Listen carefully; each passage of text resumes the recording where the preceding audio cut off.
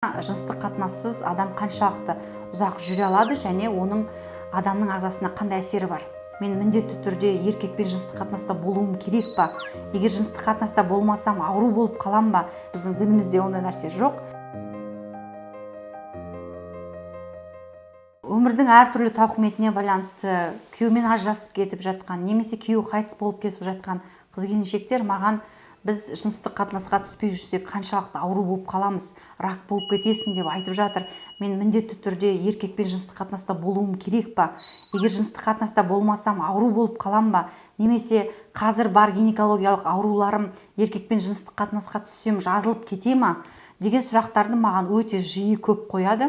Және бұл қоюға ыңғайсыз сұрақ болғандықтан кейде көбі өтініш аноним болсыншы деп жатады. Сондықтан осы видеоны түсіруді жөн санадық.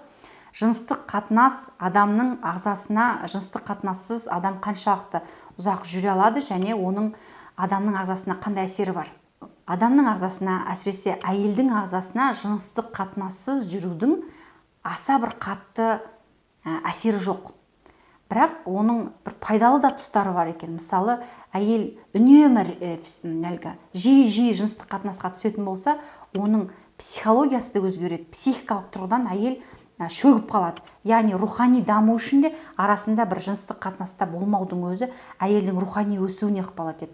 Екіншіден, жатырдың қалпына келуіне, ішкі ағзалардың қалпына келуіне де жыныстық қатынастан біраз уақытқа бас тарту жақсы әсер етеді. Өйткені әйел ғалымдардың зерттеуі бойынша әйел жиі жыныстық қатынасқа түсетін болса, онда оның тез ерте қартаюы болады екен.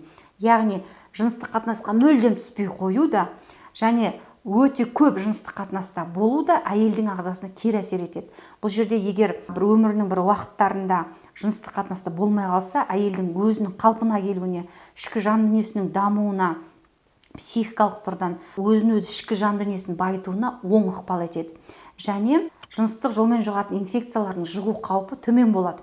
Сол үшін егер сіз әртүрлі себептермен күйеуіңізден айырылып қалдыңыз, ажырасып кеттіңіз, егер жыныстық қатынаста болмай жүрген болсаңыз, әлі үйленгенге дейін, болашақ жарыңызды тапқанға дейін егер жыныстық қатынаста болмай тұрсаңыз, оның аса бір қорқатын дүниесі жоқ. Мысалы, әйелдер жыныстық қатынаста болмасам, онда мен рак болып кетем екен деп қорқудың ол үлкен миф. Оған сенудің ешқандай қажеті жоқ. Рак ол жыныстық қатынаста болып жүрген әйелдерде де кездесуі мүмкін. Сондықтан ешқандай ғалым жыныстық қатынаста болмаған әйелдерде рак болады екен деп дәлелдеген жоқ. Сондықтан ешқандай уайымдамаңыздар. Бірақ жыныстық қатынаста болмау әйелдің ағзасына әрине бір теріс ықпалдары бар. Әсіресе ол жүйке жүйесін тоздырады. Әйел ашуланшақ, стресске бейім болады. Оның барлығы гормональды бұзылыстардың ықпалынан етеді. Өйткені әйел жыныстық қатынас кезінде оргазм сезінбегендіктен эндорфин деген бақыт гормонын алмайды. Ол бақыт гормоны болмағандықтан ол өзін бір кемшіл, яғни неполноценный деп айтып атамыз, сондай бір өзін бір толыққанды әйел есебінде сезінбей қалуы мүмкін.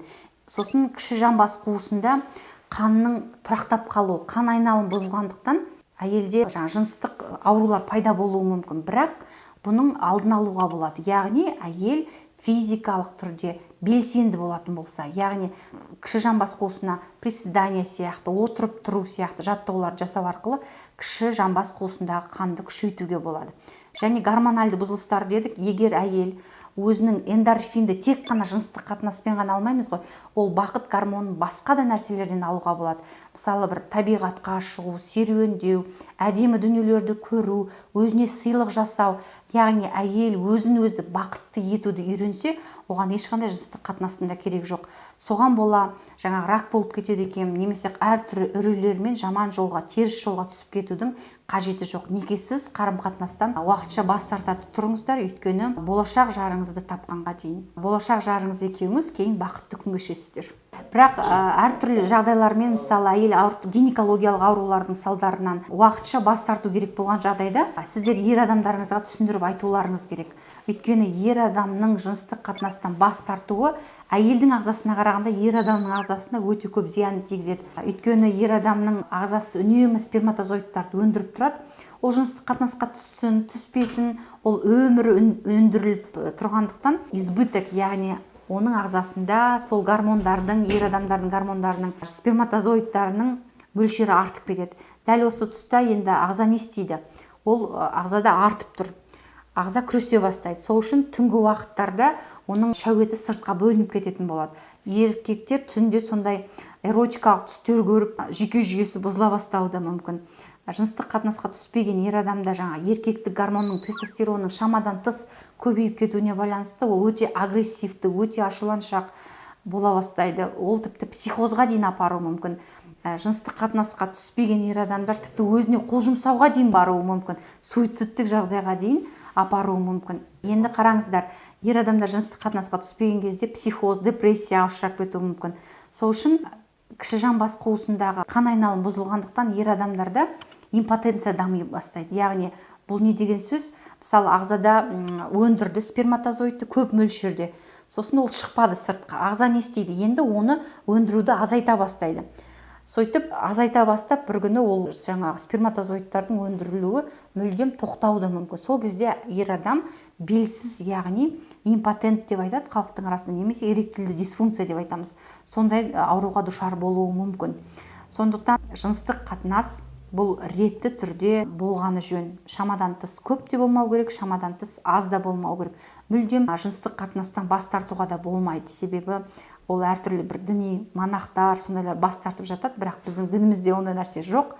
Ер бала болсын, қыз бала болсын, бой жеткеннен кейін, ер жеткеннен кейін отбасын құруға, некелі, ақ некесін қидырып, отбасылық құндылықтарды алдыға қоюға тырысу керек. Егер сіздерге бүгінгі видео пайдалы ақпарат берген болса, достарыңызбен бөлісіңіздер, лайк басыңыздар, және міндетті түрде болашақта қандай тақырыпта видео түсіргенімізді қалайсыз, комментарийға қалдыра кетіңіздер. Ең көп қызықты болған тақырыптарды, ең көп жазылған адамдарға ең қызықты тақырыптарды таңдап алып, міндетті түрде видео түсіретін боламыз. Жыныстық қатынас кезіндегі гигиена жайындағы ақпаратты біздің телеграм каналымыздан ала аласыздар. Телеграм каналға ссылка осы видеоның астында. Міндетті түрде тіркеліңіздер.